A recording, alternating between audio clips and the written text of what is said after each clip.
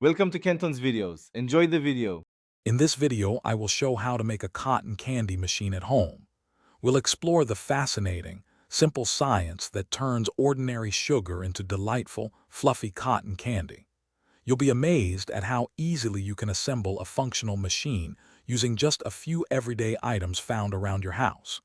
This guide will walk you through each step, ensuring you understand the core principles of centrifugal force that make this sweet treat possible. Get ready to impress your friends and family with your homemade confectionery skills.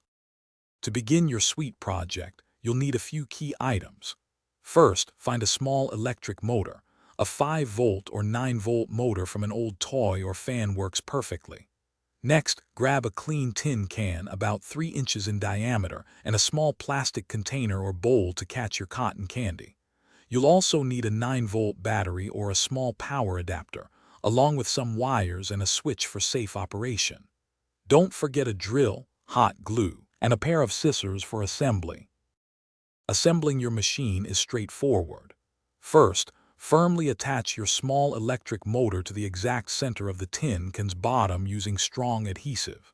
Next, carefully drill about 10 to 12 tiny holes, roughly 1/8 of an inch in diameter, around the sides of the can. Then, secure this entire cannon motor assembly inside your larger plastic collection bowl, ensuring it's stable. Finally, connect the motor to your 9-volt battery or power adapter with insulated wires and a simple on-off switch for safe control. Now for the fun part, making cotton candy. Carefully add about 2 tablespoons of granulated sugar into your tin can. Gently heat the can from below until the sugar melts into a liquid. Once melted, turn on your motor. The centrifugal force will spin the liquid sugar through the tiny holes, creating delicate, wispy threads. Use a paper cone or stick to collect these sweet strands. Remember, safety first. Always operate in a well-ventilated area and ensure adult supervision, especially when working with heat and electricity. Thanks for watching. Consider subscribing if we helped you.